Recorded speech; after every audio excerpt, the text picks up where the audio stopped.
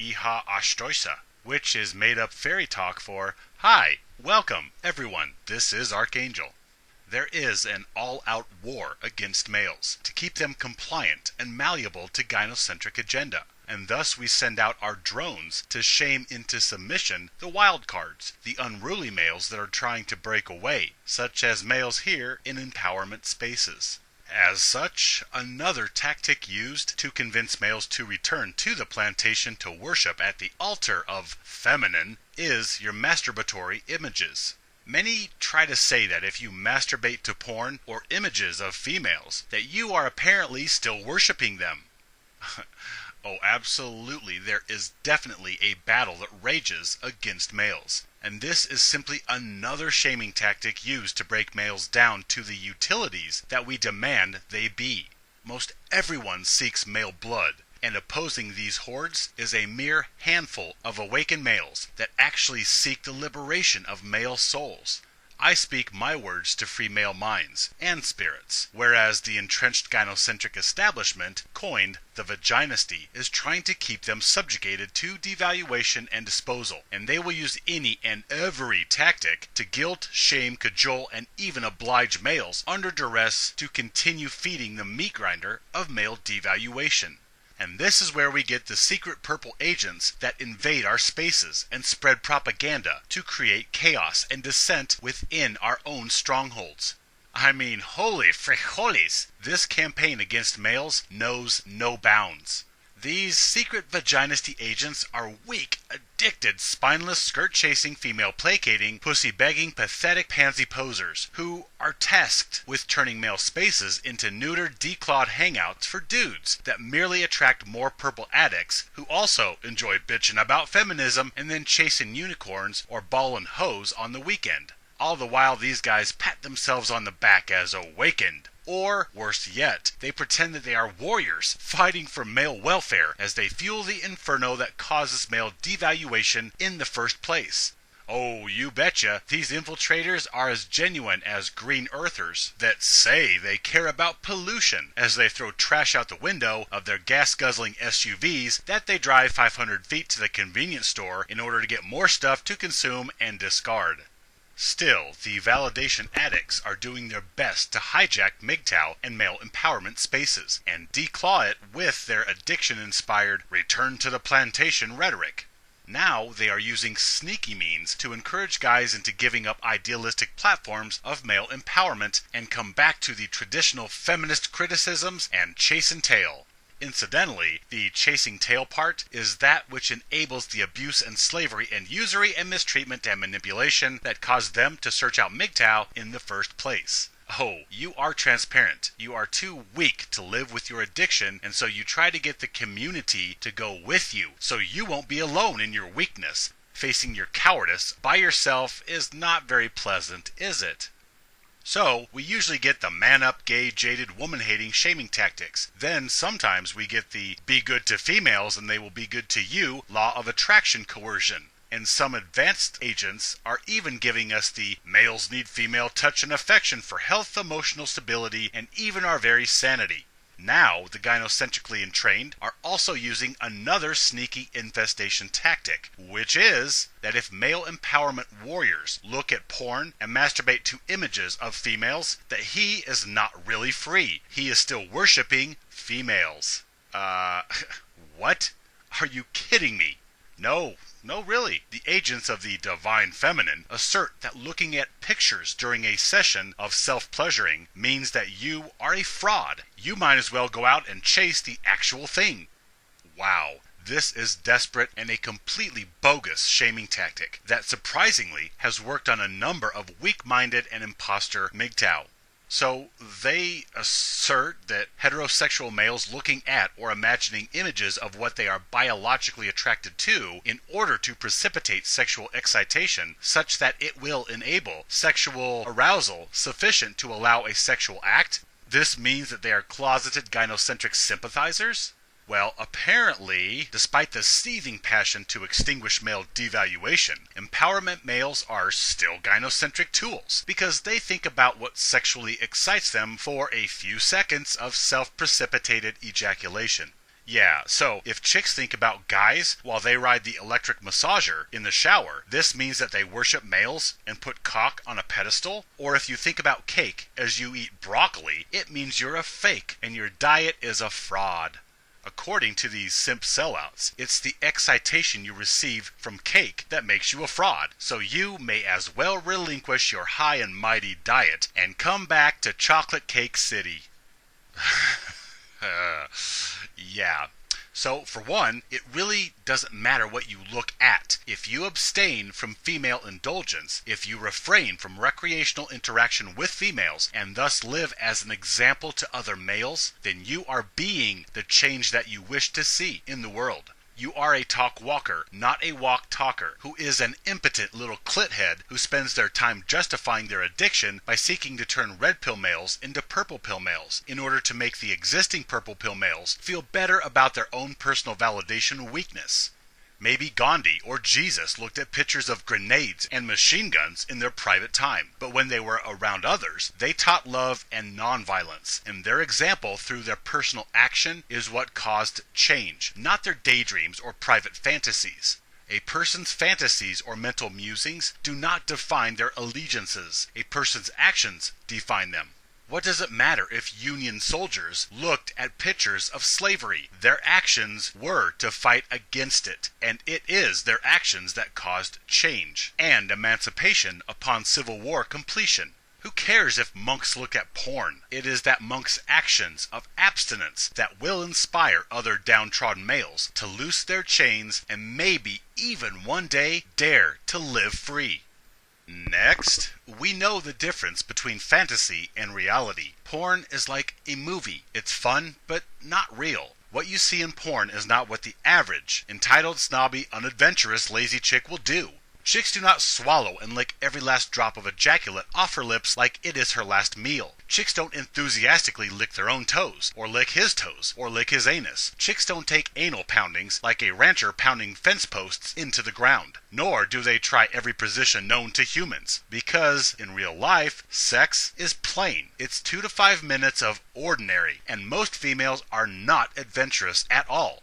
Hence, because reality is monotonous, we look for the exciting, the non-normal in entertainment.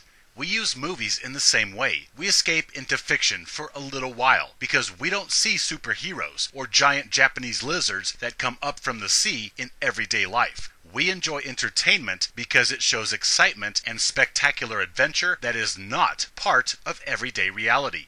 And so porn pretends that chicks are super nympho all the time, that they scream louder, they are more enthusiastic, they are more limber and agile and flexible, and they can take more pipe than a plumbing supply warehouse, and all the while begging for more. It is an escape into fantasy, especially from males that have specific tastes. Males who enjoy seeing behaviors that they will likely never see from an actual female in a sexual encounter. A golden shower, for example. Or her dropping a Cleveland steamer on his chest. These are fetishes that males can only sate in entertainment, where the female is acting and getting paid to stick her tongue up the guy's back door. Males look at porn to see and fantasize that females are as kinky or adventurous as he wishes actual everyday females were. Even blue pill males look at porn, because the average everyday female would never be this fun or adventurous or downright nasty, because the average everyday broadzilla is too busy extorting all the money and protection she desires simply for giving him 3 minutes of missionary with all the enthusiasm of a dead fish. Females get all the protection and provision they want. They get more for doing the least amount in the bedroom. Why would they ever be adventurous for guys? Porn is an escape from reality, like movies or video games. All are exciting fantasy, and we understand it as such. I may get excited by martial arts scenes or street racing in movies, but I do not then go out and pretend that I am Bruce Lee in the back alleys behind rowdy bars, nor do I go racing my car through the streets like Steve McQueen. It is simply an escape. There is fantasy, and there is reality. There is fairy tales of romance and nymphomaniacs and pornography, and then there is reality, which is gynocentrism and male devaluation. Next, just because a male takes a stand against inequity doesn't mean his sexual orientation has suddenly changed. A straight male is still heterosexual.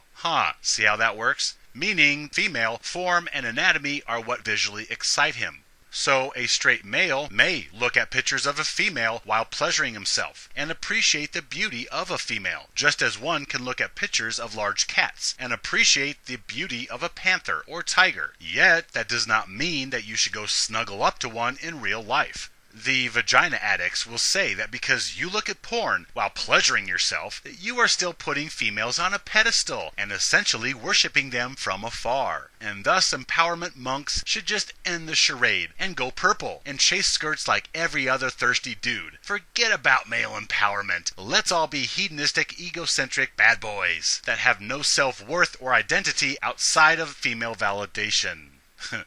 Oh, if you look at porn, you are still thinking about females. You are obsessing over them. Well, duh, we can't not think about females. We are surrounded and interact with them daily in society. Moreover, we have to think about females to analyze their behaviors, and we have to contemplate females because that is who we use in contrast against males in order to see the difference in treatment between males and females. We have to think about females sometimes more than we want to.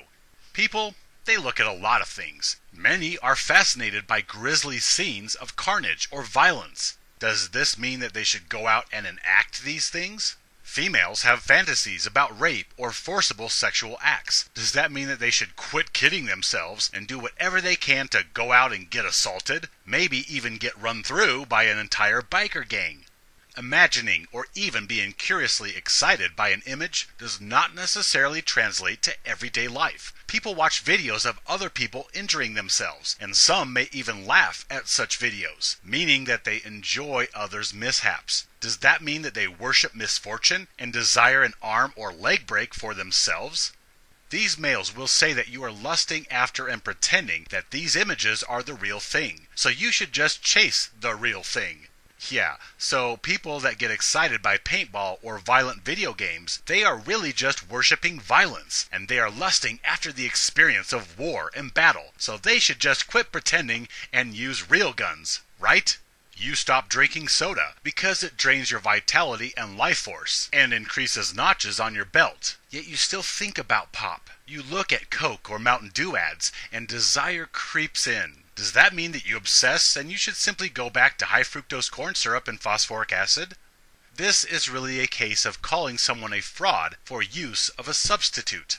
Give up the artificial sweetener and go back to real sugar. Don't sit there and watch cliff diving videos. Go jump off a cliff yourself. Yeah. There are substitutes for a reason, because the actual thing is flawed or detrimental. Yet here you are called a fraud for using a substitute. Be honest with yourself and go back to the plantation, back to devaluation and disposability, just because you occasionally look at naked humans in sexual acts. Really? Most males are not even trying to hide their desire for female substitutes, artificial womb, sex bots, etc. Males are actively looking for female substitutes, and porn and virtual reality are steps along this quest. Males want female substitutes because females are too toxic and the sex they peddle is monotonous, completely overpriced, and frankly, not worth the time or effort. Get with the program, you purple preachers. Males are not trying to hide their desire for female substitutes. They are actively pursuing them.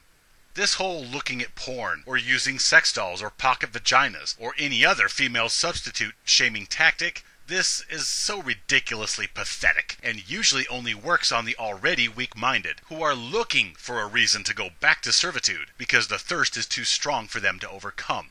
Masturbation is fantasy, and straight males, celibate or not, look at or imagine that which actually visually excites them and physically arouses their bodies. This in no way translates into throwing in the towel and turning male empowerment into a purple opium den for addicts to congregate. However, males do need to understand fantasy and reality. Fantasy is where females are ravenous sex goddesses, and they care about male welfare. Reality is where you are expendable utilities, and females and sex are monotonous and disappointing.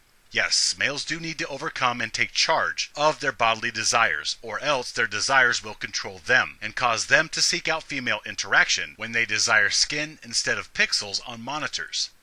But saying that if a male looks at porn while pleasuring himself means that he still serves gynocentrism, this is asinine beyond belief. If you still think about women, you are an addict like us. If you are still attracted to women, maybe because you're hetero, then you should just give up, give in, and go back. Yeah, that's logic. We actively fight all urges to live by example and eschew romantic and sexual congress with females, not because we are bored with nothing else to do, but because we care more about male mistreatment and the suffering of males than other males do. We control appetites and selfish pleasure to the point that we truly live by example, and then, every once in a while, if you need to run off some steam and look at porn only to be labeled a poser in denial who still worships females, despite the monumental effort to live in a way that supports male worth and value, well, I think we can see the true loser and cowards. 'Tis the purple gynocentric salesman trying to shame males back to the plantation. Do not feel guilty for indulging in fantasy, but leave it in the realm of fantasy. Practicing monking is wise, and a key tenet of monking is control of appetites. Do not overindulge in self-pleasure, for then it will morph into a problem. It doesn't matter what you look at, because quite simply, it's empowerment or not. Walk the talk. My friends, stand with me, live free.